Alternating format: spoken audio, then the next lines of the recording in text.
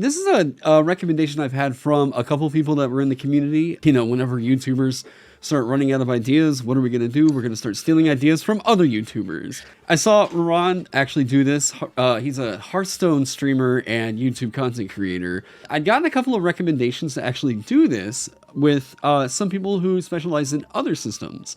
Really what Ron is doing is he is mainly just a Hearthstone player, and then he'll bring on like Magic the Gathering card players or Yu-Gi-Oh card players, and then they'll see, can he figure out whether or not a card is good, bad, whatever. So with that, I wanted to bring on some people that were specializing in other systems to see if I couldn't possibly figure out the same thing. With me today, we have basically like the guy in like YouTube content for Cypher System here. Ken, why don't you introduce yourself? What all are you doing? Who are you? Sure. I will say at first that when you first approached me and you're like, hey, let's do this thing. And I'm like, all right, cool. And I started breaking out all these old books of like Paranoia, Top Secret. And you're like, no, you're the Cypher guy. I'm like, oh yeah. Yeah. But yeah, I'm KedHup, QEDHUP, Quad Erit Demonstratum, Heisenberg's Uncertainty Principle. And you can find me on any social media under that name, primarily on my YouTube, of course, where I obviously have a lot of Cypher videos.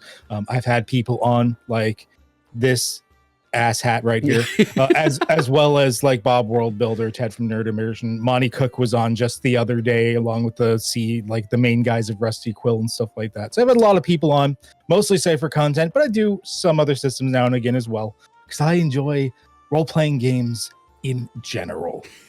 And I have a book that I'm working on called Void Home that I'm going to get a big promo video about what that's all about out pretty soon. Since you are the dude for Cypher, I figured it would be really fun to see, I guess, test my design muscle here. And you've picked out what sound like several different abilities from Cypher for me to take a look at and see whether or not I think that they're incredible or like if I think that they're just dog water. But anyways, yeah, what do we got first up? As much as I love Cypher, I will admit there is a healthy mix of both. Oh, good.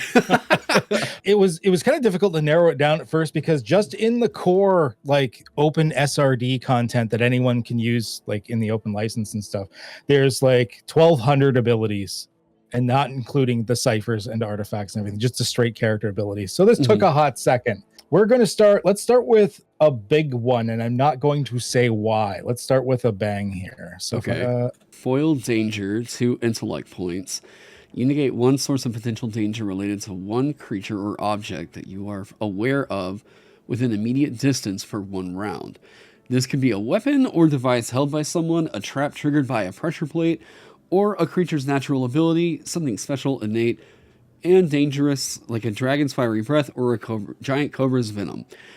You can also try to foil a foe's mundane action, such as an attack with a weapon or claw, so that the action isn't made this round. Make your roll against the level of the attack, danger, or creature. Action. From what I kind of remember with Cypher, from what we were playing, you had like one big thing that you could do with your turn, and then it felt like there was a bit of like a flexibility in terms of like something else you could do to affect the narrative, but I couldn't remember exactly like what was hardcore and set about that. Now and oh yeah, don't give me help. Like if there's like, no, I'm letting you flounder. Yeah. There is one thing though, like if I was to say that there was something maybe particularly bad in here, I would guess that there might be a specificity thing. Like maybe something was a little too specific to making it a little bit niche, but it also feels like it's written to be, it feels like there's some aspects of it that are intentionally giving you space to like interpret it as you would want to. So that sounds like if it's a trap that's just doing a thing during the round, you're basically dodging that for the round. Trying to foil a foe's mundane action. So if I'm just like wondering here, mundane in this instance, are we talking like a physical attack rather than like a magical action with that? Yeah, so like a basic thing like shooting with a gun or hitting with a sword, gotcha. That type of stuff. You said this started out with a bang, so now it's making me unsure. Make your roll against the level of the attack, danger, or creature. If I was to rate this on like a 1 to 5, 1 being like complete garbage, 5 being like this is something that people are talking about that's in like every build whatsoever. This is one of the things that's throwing me off on this is the intellect points. Part of me thinks that if you are like, I know Cypher's got like the different thing that they do with the battle map. So it's not like the tactical square grid like you get with 5e or anything like that. Well, I will say one thing. Cypher actually, it does have that. It's optional which sets you use. Oh, okay. You can do zone based, you can do measurement based, you can do grid based. It's a dials and knobs. Oh, okay. I'm going to say on a scale of 1 to 5, this feels like a 4. I mean, we are talking about essentially just negating an attack or some instance of damage. The only thing that's making me think that it's not super great is it's tied into an intellect point, which makes me think that maybe on certain frontline builds, this doesn't work out super well. But then again, I mean, yeah, I don't know what. So like scale of 1 to 5, how good did I do? I'd say a 4 is pretty accurate. Okay. It is still niche when you see it. But when you see it, it's pretty damn good, all things considered. It says you negate one source of potential danger. It doesn't say to you. You just negate that source of danger. So if a dragon has a breath weapon, you can just be like, no, you don't. Oh, okay. And it costs 2 intellect points, but there's a good chance if you're focused in this, you've got enough edge that you've lowered the cost to 0. Have they said that they were going to errata that at any point to where it was like no you're going to find that there's a theme. Players are meant to be slightly overpowered in Cypher depending on your dials and knobs that you've adjusted. If this is in one of the sets that you've allowed as a GM in that setting, then you're expected to do stuff. Now remember that part of this is a play style thing. Right. Combat is not the focus of Cypher. Exploration and discovery is. In fact, you gain experience faster if you find ways around combat. Gotcha. Even though combat's still super fun. But yes, you can basically say that point of danger is no longer dangerous. Just like that dragon's fiery breath doesn't actually... Oh, right, because it is more of an influence on like the narrative of what's going on there. Yeah. Rather than this is your character impacting that. You still have to roll if you are affecting another creature that or entity or scenario or whatever that can resist. There's still a roll involved. Okay. So there's still a chance you can fail this. So it's not instantly like, no, I say no. But the fact that they can do it every round, probably for free at that point, and just say that's not a danger anymore. Can be a big deal. I've had players pull that on me in like the big BBEG like fight where I'm like, and he's like channeling this like spirit bomb thing, and the one guy's like, no, he's not.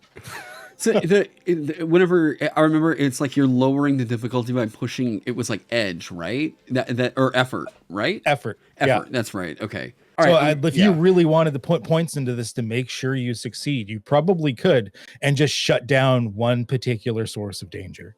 Every single round of combat. There's no limit to how often you use it. Yeah, all right. I actually think that's probably closer to like a 4.5 actually, but okay. Now in Cypher, of course, once again, combat's not necessarily the focus, even though you still see a lot of it, of course. It's an RPG. So you see stuff that can be overwhelming like this sometimes if it was like played in the concept of like D&D, for example. It's just a shift, or as Dean from the Cypher Unlimited always keeps touting, shift your paradigm, shift your mindset. But it is this, out of the abilities that I've chosen, this is probably one of the chunkier ones that if I find new GMs struggle with, because they have a hard time with a player saying no to the GM. Right. Yeah, I think especially coming from like a D&D background, just having the player essentially do a complete shutdown is going to feel very like, wait, what? Wait, hang on. Yeah, like imagine if bards could just suddenly start being like, you know what? I have legendary resistance too now. Right. So what's the next one we got on deck? This one. Fleet of Foot. 1+ speed points. So that probably means, I'm guessing, you can invest more than just one, right? You can move a short distance as part of another action. You can move along a long distance as your entire action for a turn. If you apply a level of effort to this ability, you can move a long distance and make an attack as your entire action for a turn, but the attack is hindered. Enabler. Oh, right. Oh, okay, wait. So last one said action, and this one is saying enabler. This doesn't have anything to do specifically with the like quote unquote classes necessarily, right? Because like if I remember right, there were the classes were more so broad ideas of what the archetypes were.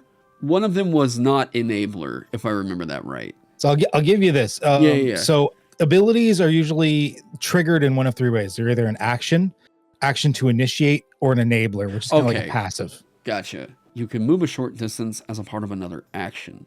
This sounds like it wants to be dash, but it's not. You can move a short distance as a part of another action. So this is repositioning, I'm guessing like maybe 15 feet if we're thinking tactically, or like one of the distance spans on that like kind of more abstract battle map. Okay, first blush is making me think that this is like a 2. You can move a short distance as a part of another action. Sounds not terrible. I mean, you're talking positioning here on top of being able to do something else for the turn. Your movement, if I'm remembering right, your movement wasn't like its own action in Cypher. So I would say this, if this was something that was in like Pathfinder, where like your movement would ordinarily take like an action point or whatever, and you could move as a part of another action with like not expending the action point or something, I would say that this is probably like really, really good. It's the last or the third sentence of that makes me think that this is actually kind of okay, but then the attack is hindered. I think that this is like probably under par. So I'm going to say and this is without knowing off bat how the movement works in the action economy, without remembering that. I think that this is probably pretty bad, like maybe a 2. But I think after you explain how the action economy works, I'm going to see how wrong I am on that. So this is probably one of the most common abilities I see people choose. Really? Okay. This is chosen quite often, actually. And in fact, when you played with me, your character had this. Right. Which is probably why you're like, oh, this is how it works, right? Normally, as part of your action, you can only move an immediate distance, which is just 3 meters away. Because short is not. Yeah. Okay. Yeah. To move a short distance and do an action, you normally involves a roll of some kind to even attempt that. And if you want to move a long distance, it involves a roll, and all you can do is move. So this basically ups the movement category by 1 for each of these circumstances. And a lot of time, and except for the long distance one, doesn't require a roll. So everyone else has to like roll just to move up those increments, where you're just like, bye, and you're gone. And you just get to automatically do that. Right. Okay. Yeah. And that last sentence, is that actually all right? If you apply a level of effort to this ability, is that actually like decent? That's not too bad, especially since it's only 1 speed point to trigger it. You're applying a level of effort, which is going to be, if you only need to do 1, so it's another 3, so it's 4 speed points you're spending. At tier 1, yeah, that's going to suck a bit, but by the time you reach like tier, say 3, maybe 4, it's probably going to be free. You're probably going to have enough edge that you're able to lower that down to like a 1 or a 0, in which case you'll be able to move a long distance and make an attack, although the attack is hindered, which like no one else can do that. I do like the feel I think that Cypher has had from what I kind of remember. It does feel like the abilities that you're getting are just sort of naturally growing with you as the rest of the system is going to inflate with your, like, I know like leveling up in something like D&D, my ability score increases there and I'm better at all this other stuff. So it kind of sounds like nothing, but like it does feel like the ability is designed not to arbitrarily increase, but just this ability is going to do a thing for you that will get better as a result of everything else getting better. Whereas 5e kind of feels like we're going to give you an arbitrary number in this feature that'll get better as you level up. And you know what I mean? Like, yeah. Yeah, instead of being like at level 5, this is this better. At level 10, this is this better. Right. In Cypher, a lot of times there's a lot of abilities where it's like if you apply this many level of effort, you can like make it better by this much, which you can do right from the get-go. It's just going to suck because of the cost. But as you tier up, the cost shrinks and you start wanting to push that further and get a little better at it, even though you could do it the entire time. Okay, well, all right. There's, I'm 1 for 1 now. Or, well, no, 1 for no, one for 2. 1 for 2. There we go. Jeez. All right. All right. I got another special one here. Dead inside. You've seen enough horror and death that part of you has become numb. You no longer increase dread at the end of a scene where you caused or helped the death of another human. Now, the formatting on this one's different. So this is not core, or did you just pull it off of like a website? This is from my book. Oh, okay. Oh, okay, okay.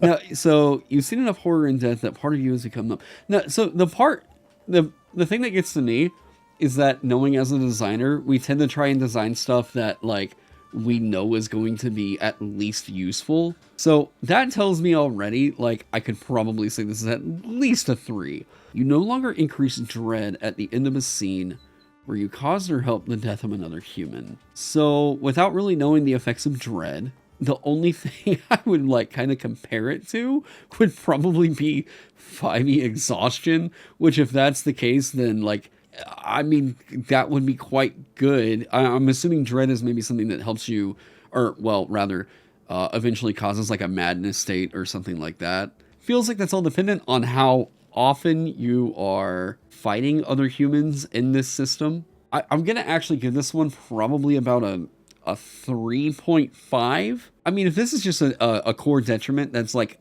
probably trying to kind of reel in murder hoboism a little bit, then this is probably quite good. Without knowing the dread mechanic itself and just kind of going off of what I'm assuming it is, I think that this is probably okay at like a 3 or like a 3.5. And then again, there at the end where you caused or helped the death of another human, I think if it was like where you witnessed the death of another human, it would probably be way better if that was the case. Yeah, I would say I feel pretty good about like a 3.5. Okay, yeah, that's pretty much what I would put it to as well. It's the type of thing where if you've got a build where that modifies that and relies on it or something, then yes, it's going to be super useful. Otherwise, it can be circumstantial depending on the campaign and what you're doing. It's a hard sci-fi setting. You're fighting 90% of the time. If you're fighting something, it is other human beings. Mm-hmm. So if you're killing stuff, it's probably people. Right. And dread, my mechanics for dread is for every level of dread that you have, your rolls are eased by 1, but the free GM intrusion rating is increased by 2. Okay. Would you, for everybody that's in my audience watching right now that isn't familiar with how that mechanic works in Cypher, and give me a refresher on that as well, would you mind explaining the GM intrusion thing? So GM intrusions, there's a couple of ways you can do it, but if you roll a natural 1 on the die, the GM can just come in and be like, I'm going to mess with your life. You know, like he's going to get an extra attack on you, or another bad guy pops in, or you've like your foot broke through the floorboard and now you're stuck. Like I get to like mess with you and change the situation. It almost feels metagamey, like if it was D&D and the GM just like, yeah, suddenly this bad thing happens. You're like, that's a dick move. Right. But in this, it's either because it would mechanically happen, or if there's times when you do it and you can actually get experience from doing it. But if you roll a natural 1, you don't get the experience in the GM trying to do that. Well, with dread, this is increasing what you roll on the die. So for every level of dread, it's increasing it by 2. So at first level of dread, if you roll a 1, 2, or 3, I get to mess with your life. Doesn't mean you fail. You might still succeed, but I get to mess with your life in some way. Maybe cause you to panic or shut down, or who knows what. Maybe you spray a bunch of bullets in your panic and like you lose some ammo or something like that. I'm stashing that up here. That's a really cool idea. All right, let's. That was a pretty short one. One of these looks like kind of beefier. Break their mind. This is going to cost 7+ intellect points. Man, right off fire, that looks super expensive. Using your clever words and knowledge of others, and given a couple of rounds of conversation to gain a few specific pieces of context regarding your target, you can utter a sentence designed to cause your target immediate psychological distress. If the target can hear and understand you, it suffers 6 points of intellect damage, ignoring armor, and forgets the last day of its life, which might mean it forgets you and how it came to be where it currently is. In addition to the normal options for using effort, you can choose to use effort to attempt to break the mind of one additional target who can hear and understand you. Action to initiate, action to complete. Okay. So already it looks really expensive. It's always kind of difficult with these like social skills to really give it a pin down, like that's how strong this is with a TTRPG. It's different here because there's actually damage getting dealt. It forgets the last day of its life, which means it forgets you and how it came to be where it currently is. That is super funny. In addition to the normal options for using effort. Again, with like a social feature like this, these social features always feel really niche. And I think with this one, the cost, well, if I say cost, okay, the only reason I'm asking for help on this one is because I'm just kind of curious about the 7+ intellect points. Does that mean 7+ is in that's what you need in order to use this, or is that that's what you need to have an intellect to take this ability? No, so just activating it costs you 7 points from your intellect pool, and then the plus is just referencing the fact that it's got a special like effort cost if you want to like do something special to increase the cost. Okay. And the first level of effort you apply is always 3 points from that same pool, with each level after that being an additional 2 points from that same pool. So this is 7 points from the pool plus anything else you want to add to it? Yeah, 7 points if you're affecting one person, 10 points if you're affecting 2 people, 12, then 14, then 16 for like more and more people. I would say if we're talking about tactically in combat, I don't think this works. But outside of combat, like, yeah, this to me, it's a 1 for combat. But outside of combat, I would say that this is probably, and I'm thinking that those points probably regenerate on what is the D&D equivalent of a long rest. So with that in mind, I think probably the opportunity cost of taking this one, if that's the case, where like this is one thing I can pick from out of an option, or if this is like the main centerpiece of like a subclass, quote unquote, I would think that this is actually pretty bad. I would say outside of combat, this may be a 3. I think in combat, this is a 1. I think I'm going to lock that in. All right, you're going to lock it in. I actually think you're pretty accurate. I'd rate it like a 2, 2.5, because it's very circumstantial. Like you said in combat, like if you're fighting a bunch of velociraptors, they don't care if they forget the last day of food. Right. and like this may not affect certain like robots and stuff like that. Like it's kind of geared towards people in a social situation. Okay, yeah, maybe you've caused a room of people to like suddenly have severe headaches and like forget the last 24 hours. Right. Which can sometimes cause headaches even, or like cause issues. So yeah, I think it's very circumstantial. It's the type of ability where it's cool. It is fairly costly because like it's 7 points just to affect one person. If you want to affect a room full of people, you're probably basically knocking yourself out like to do it. Right. Like it's a big one and done. So yeah, I also kind of rate it a little bit lower on the scale because you're not going to see it used often. I love that like these are the conversations that we have around TTRPG design. Like, yeah, I mean, you know, if you're trying to mentally break some velociraptors, this probably isn't going to work. With that in mind, I guess looking at it in terms of like what the resource cost is like, so 7+ would probably be pretty expensive in Cypher. Relatively so. A lot of your stats at tier 1 start probably around between the 12 to 14 mark. By the time you hit like tier 6, you might start seeing some stats into the 20s, maybe even 30s. Okay.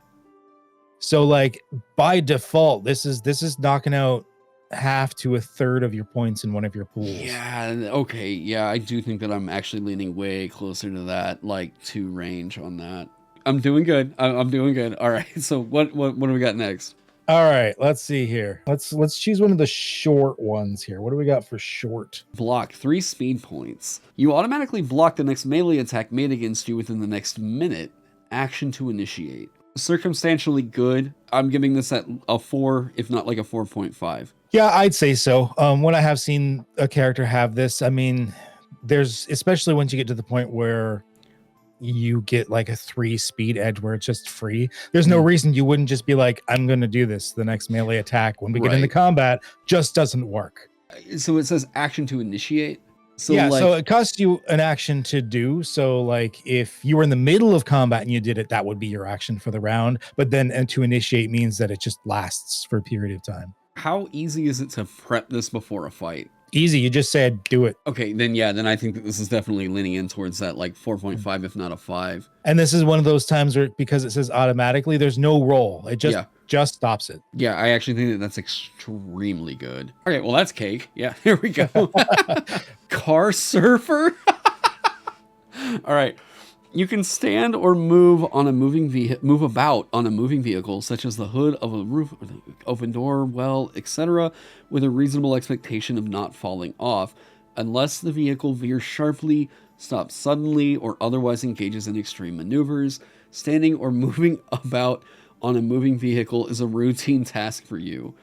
If the vehicle engages in extreme maneuvers like those described, any tasks to remain on the vehicle's surface are eased. Enabler. Wow, this feels so circumstantial. I think I could count the number of times that this has come into play in my entire TTRPG career on like maybe 2 hands. I think that if I was thinking about this, this would have helped me out once in D&D. This probably actually in the situation that we were playing on like with your Cypher game, this actually seems like this would have been really helpful. Because we didn't just have moving cars, we had moving like shipping containers and a whole bunch of other, so that it made sense, right? In those extreme action sequences like that, I could have felt that being useful. But then again, I don't know how often that kind of stuff really comes up. If you're doing a lot of like, I guess train heists, this is sick. At least okay. Okay, so I think that this is circumstantially decent. It's always with these like kind of passive, with the enabler thing, with it being a more passive effect. I know that these don't always get people super excited for them. So that makes me think that not a lot of people will actually take this one with a reasonable expectation of not falling off. Okay. God, it's always so funny whenever I like read other TTRPGs and I'm like, that's how we're wording things in here. Okay. Not a bad thing. It's just like getting used to other language usage, I guess. As much as I love Monty Cook games and the Cypher system, several of us have agreed that they get a little like narratively wordy in the descriptions of their stuff. Yeah, it feels like it's trying to give you a couple different examples to maybe cover what is probably a niche situation.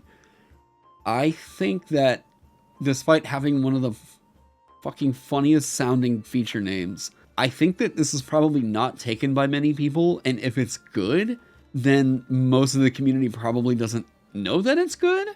And I would say just right off bat, what I think is that this is probably, I'm going to say that this is honestly a 1. Yeah, I'm going to say it's a 1. Yeah, it's super circumstant. I've used it before, but it was in like a cyberpunk thing that when we were focused around having vehicles and like the no bad deserts and stuff. So in that case, it was great. 90% of campaigns, though, honestly, like this is not really going to come into play. Right.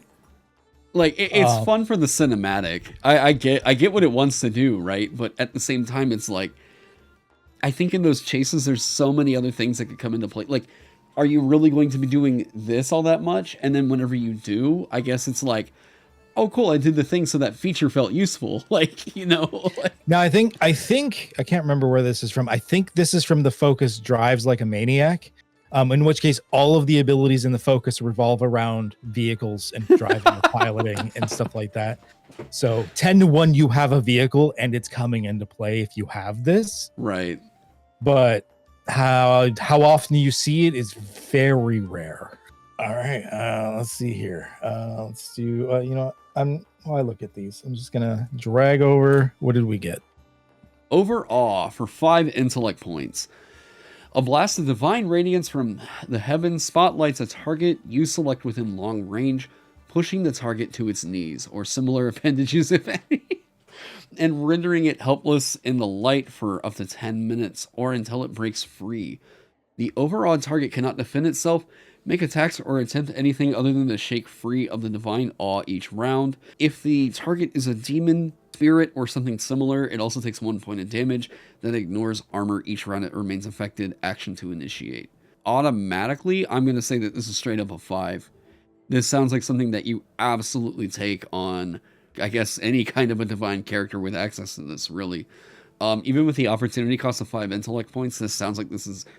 They might have undervalued how strong this is, because it's helpless in the light for up to 10 minutes or until it breaks free. Without thinking of, I guess without knowing of some way that it could break free, I'm going to say that this is probably a 5. I mean, you're incapacitating it from making attacks or other... Okay, so it's shake free from this divine awe each round, and it can't defend itself. Yeah, I think that this is probably a 5. So this will fuck up somebody's day. Yeah. It's considering what it does, it's not that expensive. 5 intellect points, and this is like a later tier ability. Honestly, you're getting it, if not for free, at least for really cheap. It does still involve a roll because it's against something that can resist. But I mean, if you put yourself into it, you put a little extra into it to make sure it happens, they're pretty screwed, especially if they're a demon or a spirit or something similar.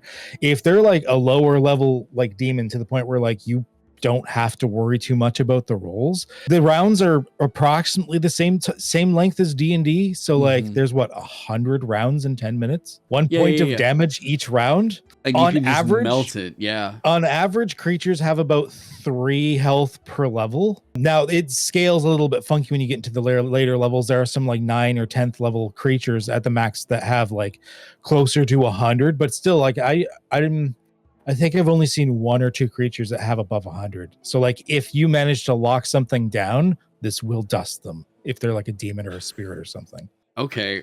Is it like class specific? Like, I guess, is this only allowed for certain characters? Well, that's kind of the way Cypher works, is because they're all designated into like packages. Right. What it is it's not like D&D where you would say, okay, I'm going to restrict certain content. It's kind of the opposite. You give lists of what is going to be allowed for this campaign because it's a universal system. You need to be like, all right, if we're playing like 1930s detective agency, you're not going to have mystical divine powers. Right. But if you're playing in like a classic like high fantasy like dungeon crawling version of it where you're using the grid combat or something and you have divine casters, then this would be in, I forget, this is from one of the foci, I forget which one. Well, with that one, I think we're gonna actually split this one up into a 2-parter. So with that one, you guys, I mean, me and Ken are going to keep going here, but you guys subscribe so you don't miss the next one. Ken, shout yourself out one more time here at the end of the video. YouTube.com/KedHup, QEDHUP. Maybe the letters will appear. I don't know. But yeah, just come check me out. I do RPG content, a lot of Cypher stuff, but a lot of other stuff as well, because I just love role-playing games. Nerdy shit. Thank you for being here. And to you guys, we will see you all in the next one.